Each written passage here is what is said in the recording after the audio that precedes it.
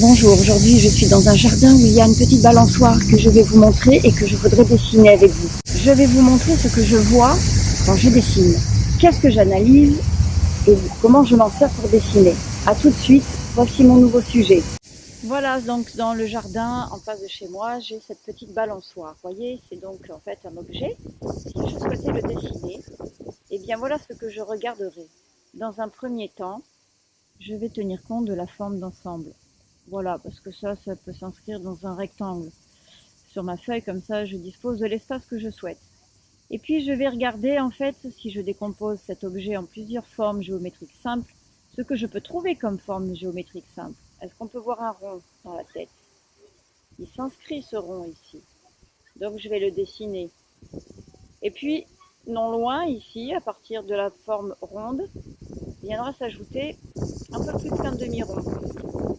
Espèce de gros croissant de lune. Mais alors ce croissant de lune, il va falloir que je détermine où le placer par rapport au rond. C'est pas tout de reconnaître la forme, c'est la situer. Vous voyez, si je trace, ou je vois en tout cas une ligne verticale ici, je vois que l'aplomb, ici, la bosse de la tête et l'arrondi de la truffe sont sur la même ligne horizontale. Poursuivons.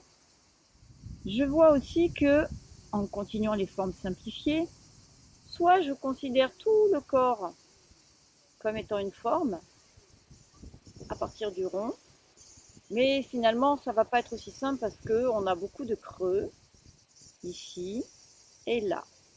Alors je me dis que ça serait intéressant de dessiner les formes creuses, les vides, comme des formes presque entières. Soit je trace une ligne ici que je visualise, vous voyez. Avant de tracer, c'est ce que je vois en fait. Et donc c'est une forme qui va se placer, vous voyez, par rapport à ce croissant de lune de la truffe du chien. Eh bien, j'ai une autre forme ici. Ah oui, alors en général, on ne les voit pas tellement ces formes, on n'en tient pas compte. Bah, dessinons-la, voir aussi qu'elle va se prolonger verticalement, vous voyez, par rapport au rond de tout à l'heure, pratiquement dans l'alignement du rond de la tête.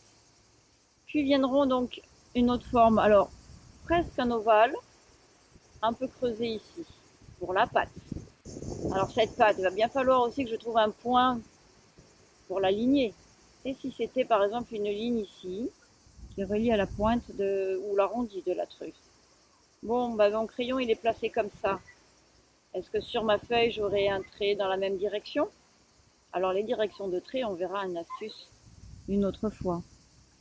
Je vois de nouveau une autre forme qui sera donc la forme vide ici.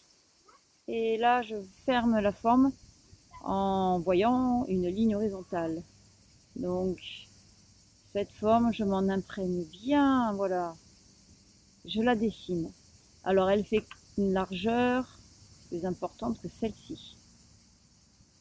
Je poursuis avec une autre forme ici. Alors pourquoi pas un rond pour commencer, puis qui va s'élargir de là et là. Si je porte mon regard maintenant sur le haut du corps, j'ai de nouveau un creux. Et si ça devenait une forme, je la dessine. Cependant, il va falloir que je détermine aussi cette hauteur, voire même la largeur pour finir le corps derrière. Alors pour faire, on va comparer des segments. Le segment de la tête, à partir du rond, que je reporte autant de fois que nécessaire. Voilà pour commencer. À quel moment je commence à tracer? Eh bien, évidemment, au fur et à mesure, j'ai donc fait un rond pour la tête, un autre croissant pour ici, une autre forme là, une autre forme là, un croissant ici et un rond ici. Donc au fur et à mesure que je repère tout ce que je vous ai dit, je le trace sur ma feuille. Voilà. Donc mes vidéos vont vous montrer davantage ce que je vois quand j'analyse mon sujet que ce que je dessine. Mais je vais quand même vous faire un petit dessin qui suit cette explication. Voilà, je vous retrouve bientôt sur mes vidéos sur la chaîne Voir et Dessiner. À bientôt!